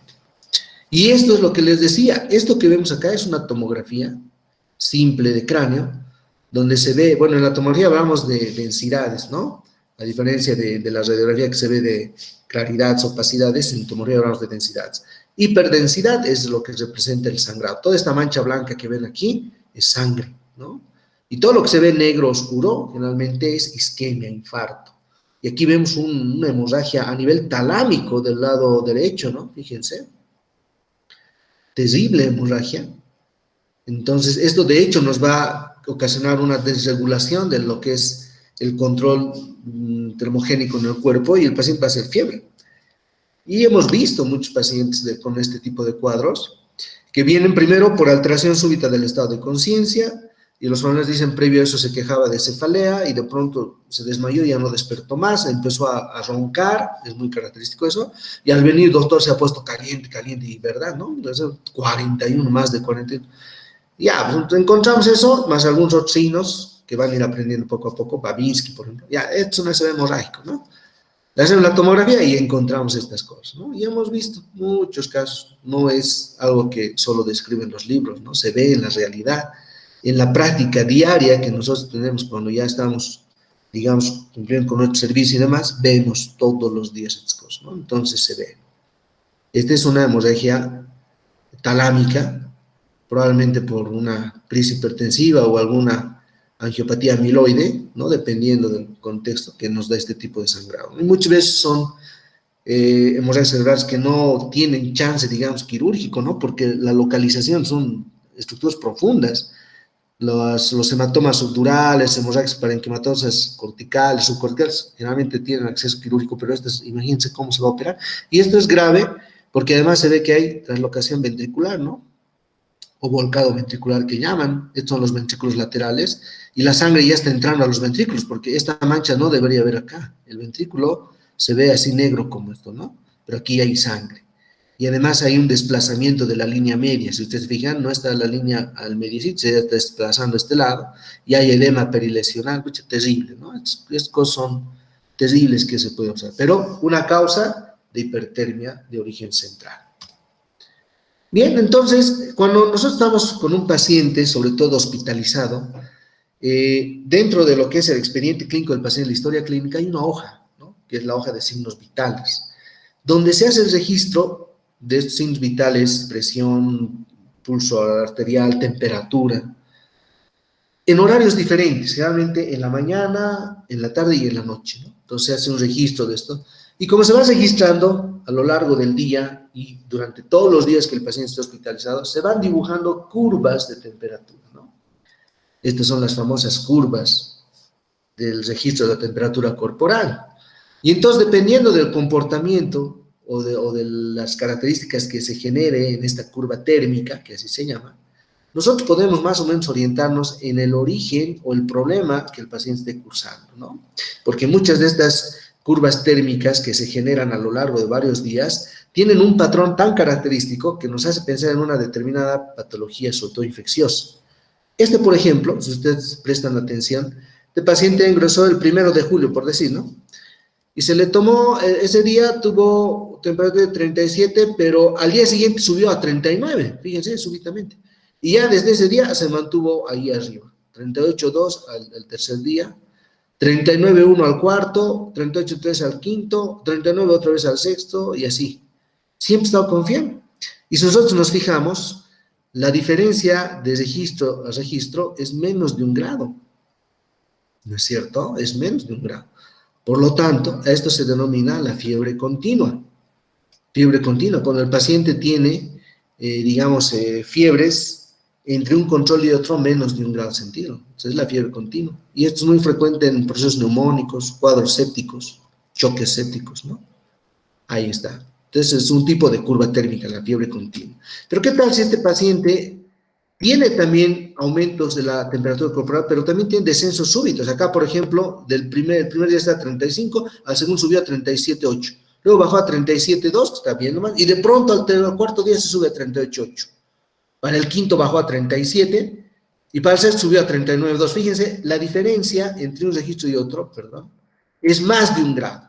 Entonces, si la diferencia de registros entre uno y otro es más de 1 grado, como en este caso, se dibuja este tipo de curva térmica, un tanto irregular, y eso se llama la fiebre remitente, ¿no? La fiebre remitente, que característicamente podemos ver endocarditis, estreptocócicas, procesos infecciosos estreptocócicos, septicemias también, ¿no? Pero sobre todo endocarditis bacteriana.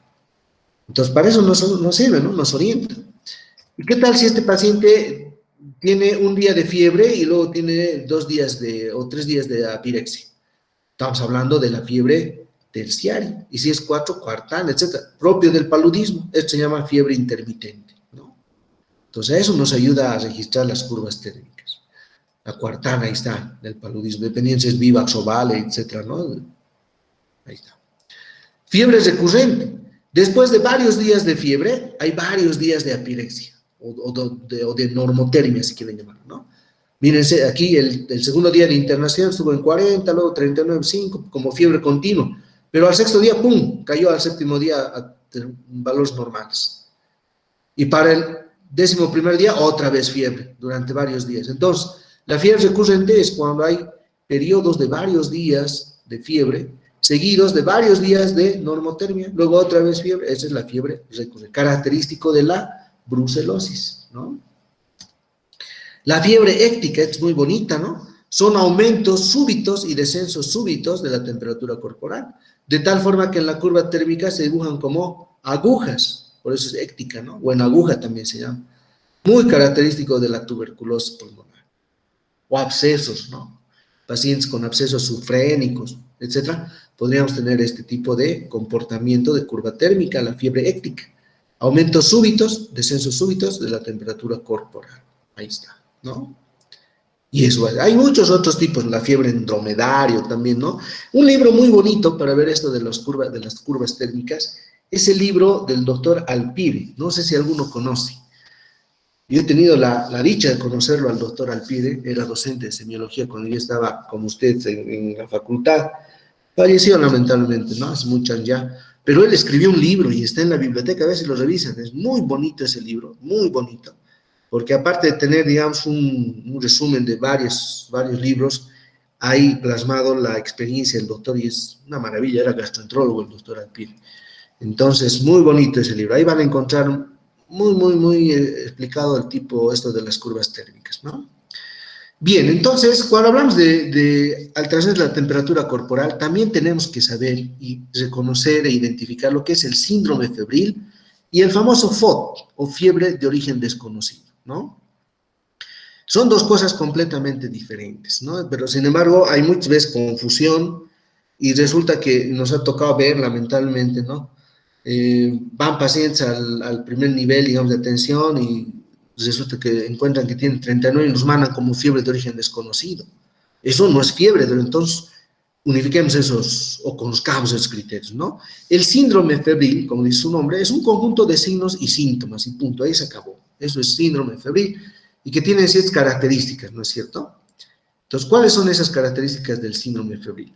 Primero, puede haber manifestaciones circulatorias, como por ejemplo taquicardia. Es muy común tener taquicardia en pacientes con fiebre. Es una respuesta, digamos, fisiológica a la fiebre, la taquicardia. La hipotensión también. La presencia de soplos, porque hay, digamos, una alteración en la circulación, soplos cardíacos, ¿no? Que no son precisamente de origen cardíaco patológico, sino más bien por alteración de la circulación, mayor flujo y demás. También puede haber manifestaciones respiratorias como la polipnea y también la hiperpnea, ¿no? Eso vamos a ver, no creo que hoy día alcancemos, pero cuando veamos respiración, ahí vamos a ver eso, ¿no? También puede haber manifestación, síntomas de tipo digestivos, lengua saburral, por ejemplo, es muy frecuente encontrar que se asocian a ciertas patologías como la salmonelosis, ¿no? La famosa fiebre tifoidea, la lengua saburral, anorexia, sensación de llenado gástrico, sed excesiva, ¿no? Polidipsia, digamos.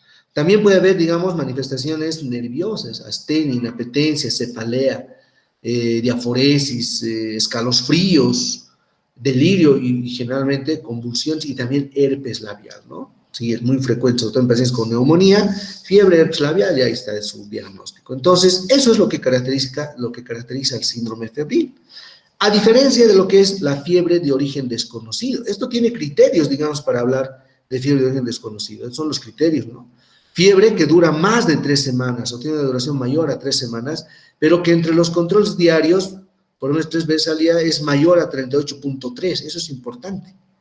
Por eso es que para hablar de fiebre de origen desconocido tenemos que estar bastante seguros de cumplir estos criterios. Y el tercer criterio, la imposibilidad de lograr un diagnóstico etiológico después de una semana de estudios, muchas veces con el paciente hospitalizado. O si el paciente cumple estos criterios, hablamos de fiebre de origen desconocido. Y hay muchos casos, ¿no? Muchos casos. Entonces, tenemos que saber diferenciar el síndrome febril de esto que es la fiebre de origen desconocido. Si el paciente tiene menos de 3 semanas, no es fiebre, seguimos dentro del síndrome febril. Si el paciente tiene más de 3 semanas, pero sus fiebres controladas, lógicamente, con un termómetro, no llegan a 38, tampoco estamos hablando de fiebre de origen desconocido, sigue siendo un síndrome febril. Entonces, hay que tomar muy en cuenta estos criterios para hablar de lo que es la fiebre, ¿no? Fiebre de origen desconocido. ¿Qué más respecto a lo que es la fiebre? ¿Cómo termina un cuadro febril? El cuadro febril puede terminar en lisis o en crisis, ¿no? Lisis cuando termina paulatinamente por y crisis cuando termina súbitamente. Eso también nos orienta, digamos, a la causa, origen de la patología previa. Algo que me estaba olvidando y que ahorita vamos a retomar acá, ¿no? Habíamos dicho, una de las causas etiológicas de fiebre también son los procesos infecciosos y también inflamatorios. Entonces, recuerda, yo les decía, muchos, incluso nosotros en el hospital, utilizamos esto de la comparación de la temperatura entre la técnica rectal y la técnica axilar, lo que se llama la temperatura diferencial axilorectal. ¿Por qué es importante esto? Porque esto nos ayuda, digamos, a identificar procesos inflamatorios infecciosos intraabdominales o pelvianos, o pélvicos, como por ejemplo la apendicitis aguda. Y precisamente esta maniobra o esta técnica de la temperatura diferencial se utiliza para identificar el signo de Lenander. No se olviden, el signo de Lenander. Cuando entremos al módulo de gastro y signos apendiculares, que hay una partecita muy bonita, ahí les voy a preguntar y estoy seguro que ninguno se va a acordar. Pero ese es el signo de Lenander, la temperatura diferencial, axilo-diferencial mayor a 1 grado. ¿Qué quiere decir esto? Si nosotros registramos la temperatura oral, axilar y rectal, nunca debe ser, digamos, la diferencia entre una toma y otra mayor a 1 grado. Nunca. Pero si cuando hacemos la comparación entre la técnica axilar y rectal, digamos, en la rectal está 39 y en la axilar está 37,8, ese es un signo de Lenander positivo. Cuando la temperatura diferencial axilo-rectal es más de 1 grado centígrado o Celsius, ¿no? Y ese es un signo muy característico de apendicitis aguda. Pero no solo apendicitis aguda, sino también de procesos inflamatorios pelvianos, como el absceso tubovárico, embarazos ectópicos rotos. ¿Por qué? Porque el proceso inflamatorio se localiza más a nivel abdominal y pélvico. Entonces nos ayuda a hacer esa diferenciación, ¿no? No se olviden de este famoso signo de Lenander, la temperatura diferencial axilo-rectal. También hay que recordar que hay una relación directa entre temperatura corporal y frecuencia cardíaca, y por ende frecuencia del pulso, ¿no? Que habíamos visto la anterior semana. Sí, el día lunes, ¿no? Entonces, ¿Cuál es esa relación directa?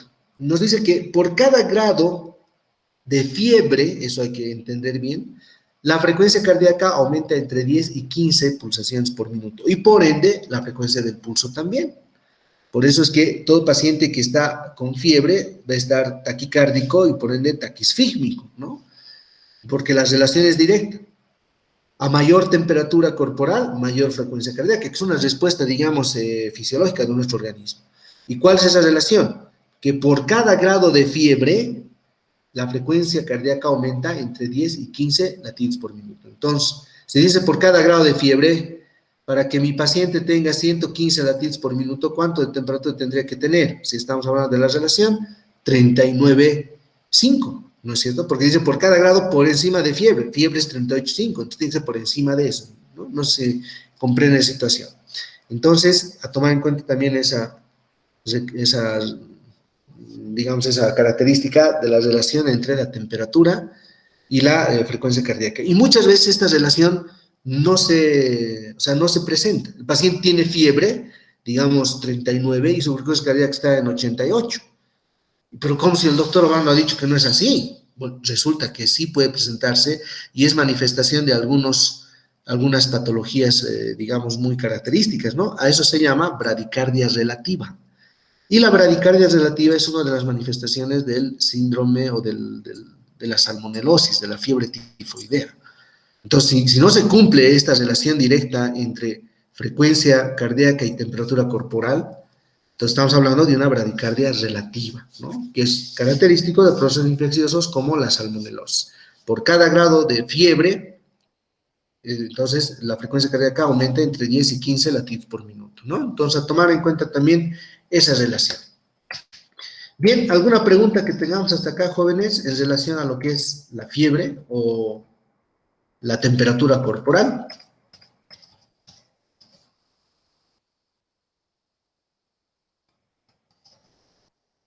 Nos faltaría ver respiración, ¿no? Bueno, eso vamos a ver porque ya estamos casi en hora. Lo vamos a ver el día lunes, no se preocupen, ¿no? Y el día lunes ya vamos a entrar a otro módulo también, así que mañana a primera hora les hago llegar todo el material de este módulo de signos vitales para que ya lo vayan repasando, ¿no? Bien, ¿alguna pregunta, jóvenes, en relación a temperatura corporal? ¿No hay ninguna?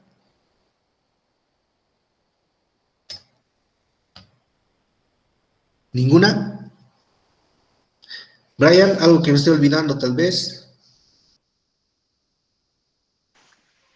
Quizá, doctor, solo mencionarles a los chicos que nunca deberían de olvidar el registro o sea, revisar que siempre su termómetro de mercurio cuando lo estén utilizando se encuentre por debajo de 35, porque siempre suele ser el error más común quizá que se puede encontrar cuando se realiza esta medida de la temperatura con este medio. Y a veces pensamos que el paciente no está modificando su temperatura después de utilizar medicamentos o medios físicos y sin embargo es solo cuestión de falla técnica, ¿no? Porque el examinador se ha olvidado ese control. Y Correcto. quizás solo eso, doctor. Muy bien, excelente. Muy bien, sí. Entonces, a tomar en cuenta, pues como les digo, jóvenes, parecen detalles, ¿no? Y que muchos dicen, pero ¿para qué? No. Sin embargo, son detalles que marcan la gran diferencia. Por eso, aprendamos las cosas bien, ¿no? Cosas que parecen tan insignificantes, como les digo, marcan realmente la diferencia y lo van a ver cuando les toque estar frente al paciente. Adelante, Jacqueline. Jacqueline, ¿tienes alguna pregunta? Sí, doctor, disculpe. Digamos que en casos Uy, no te escucho nada, Jackie. A ver, más fuertecito. Ahora, doctor, Ahora sí. sí, le decía que en un caso grave, supongamos que se haya roto lo que es el termómetro o lo hayan roto dentro de la boca, ¿cuál sería la primera medida que se debería tomar en esa cuestión? Primero tenemos que estar, digamos, relativamente seguros que ha habido ese tipo de accidente, ¿no? Y luego, pues, actuar con las medidas previas, como se puede inducir al vómito probablemente o hacer un lavado gástrico, ¿no? Dependiendo del tiempo de evolución. Pero lamentablemente sí se han dado algunos casos, a veces no muy graves, porque no siempre logran deglutir, digamos, ¿no? El mercurio. Pero en caso de que se dé eso, habría que inducir el vómito, hacer un lavado gástrico inmediatamente y observar, ¿no? Todas las medidas de sostén básicas que se deben manejar en esos casos. Pero mejor, digamos, Jacqueline, para evitar todo eso es conocer lo que habíamos visto hoy día, ¿no? Cuándo no utilizar. Cuidado que se les ocurra cuando estén haciendo su año de provincia y viene un niño de 3 años, a ver, le haremos temperatura oral. El doctor Obama ha dicho, ya está, ¿no? Chao. No, no, no es caso, mejor rectal. Y si tenemos el termómetro ese de digital, mejor, ¿no? Pero no siempre vamos a tener disponible. Entonces, en los niños sí es una indicación de hacer la técnica rectal, o también podemos hacer la técnica en el pliegue inguinal, también, sí, se puede hacer, ¿no? También hay la técnica óptica, ¿no? Me olvidaba decirles eso, en el oído. Y también hay la técnica del registro de temperatura vaginal, jóvenes, ¿no? Los ginecólogos utilizan mucho eso, sobre todo cuando quieren aplicar el método de Ogino-Naus. ¿Saben cuál es el método de Ogino-Naus? Para la fecundación, es cosas, ¿no? Que manejan. Entonces, en este caso, evalúan los cambios de temperatura basal, etcétera, miden el moco cervical, todo eso, para que justamente en el día exacto de la ovulación se pueda realizar la fecundación, ¿no? Entonces, también se puede hacer eso. Y también la temperatura óptica, ¿no? Que es, algunos de estos termómetros que hay digitales es exclusivo para uso a nivel del conducto auditivo externo también. Muy bien, ¿alguna otra pregunta, jóvenes?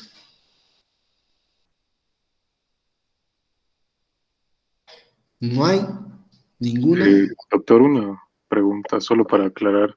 El Adelante. termómetro tenemos que, o sea, desinfectar con alcohol en dos momentos, sobre todo al realizar la medición bucal, antes de hacer el contacto con el paciente y después del contacto, sería lo Sí, ideal. sí. Así hagamos la técnica oral, rectal, axilar. Siempre debemos hacer la asepsia, que se llama así el procedimiento que les había mostrado. Siempre, siempre debemos hacer eso antes de aplicar el termómetro al paciente. La asepsia, con todas las recomendaciones que se había hecho. Después de que ya hemos hecho el control, después de que han pasado los 3, 5 o 2 minutos, dependiendo de la técnica, al retirar el termómetro del cuerpo del paciente, debemos hacer la limpieza, no asepsia, limpieza. Y eso es agarrar el termómetro de la parte distal y limpiar con una torundita de algodón seca de proximal a distal. Una sola pasadita, ¿no? Una sola pasada. Porque imagínense si queremos hacer nuevamente asepsia, vamos a alterar por completo el registro que ya tenemos ahí. Porque solo el contacto con el alcohol, que tiene una temperatura menor al mismo termómetro, vamos a hacer que la columna baje. Entonces, no debemos hacer asepsia después del registro, sino simplemente limpieza. Y la limpieza es agarrar una torunda seca y de la parte, el sentido contrario. A ver, voy a prender mi cámara. A ver, no sé si me logran ver. Ahí está. La asepsia hemos hecho de acá, ¿no? Del bulbo hacia abajo. En la limpieza, después de haber registrado todo, agarramos el termómetro y de la parte de proximal de acá, con una torunda seca, no empapada en alcohol, limpiamos de aquí a ahí. Así, listo, nada más que eso. Agarramos de acá y limpiamos. Una sola vez con una torunda seca. Eso para levantar o secar el remanente de saliva y todo lo que pueda haber. Y ya luego recién hacemos la lectura del termómetro. Entonces, son las dos partes. Una es asepsia realmente y la otra es limpieza. Ya después de eso, el termómetro ya limpiado todo, vuelve al recipiente donde estaba inicialmente. Ese recipiente es un recipiente que tiene, como les había dicho, agua jabonosa, DG6, Ibisclub, etcétera, y ahí se va a mantener. Entonces, cuando nuevamente queramos hacer el registro en otro paciente, tomamos y volvemos a hacer la asepsia exhaustiva, porque recuerden que estamos empleando un mismo instrumento en diferentes pacientes, entonces hay que tener mucho cuidado con la asepsia, ¿no?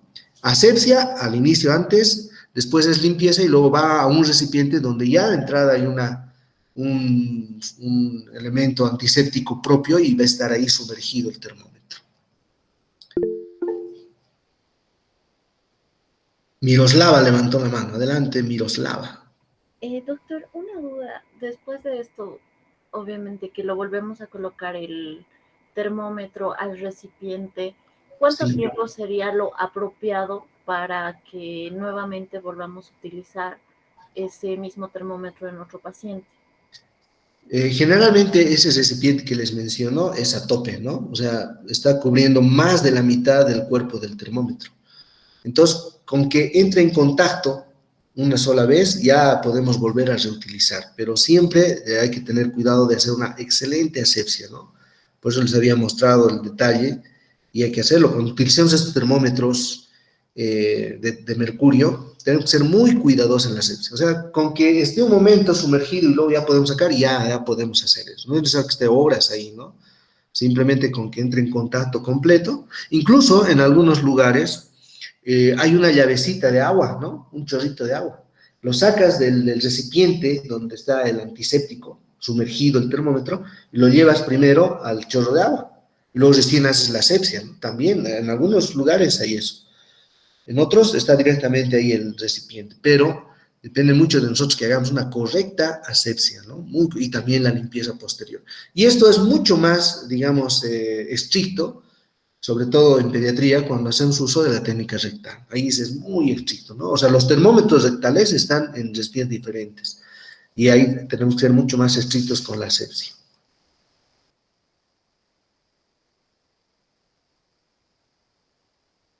Doctor, una consulta. En el Sí. caso de los termómetros digitales, ¿cómo sería la asepsia? ¿Sería igual que para el termómetro de mercurio?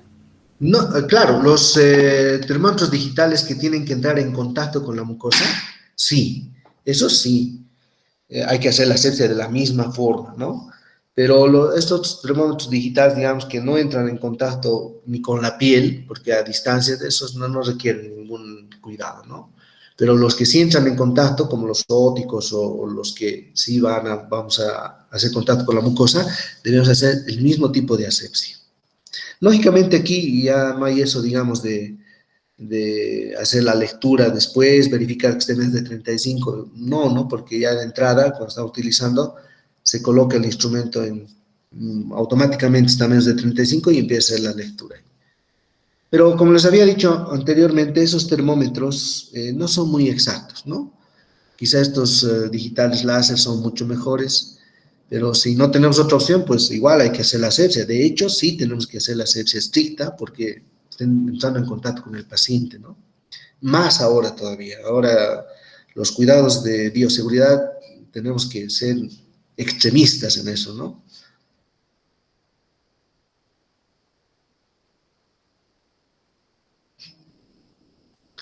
Bien, ¿alguna otra pregunta más, jóvenes? Doctor, yo tengo una pregunta. ¿En axilar eran 3 minutos o 5 minutos? Ay, gracias, doctor. 3 minutos, no, axilar es 5 minutos, oral es 3 y rectal es 2. Oral 3, axilar 5, rectal 2. Así es, esa es la secuencia. Y hay que tener cuidado con eso del tiempo, jóvenes, ¿no? Porque si se olvidan, que nos ha pasado, hay anécdotas terribles, ¿no? Pacientes que se internan, todo, ya están en su camita, en el piso, todo, y con, no, las radiografías te has olvidado, recuerda, anda, traen las radiografías y ahí está el termómetro.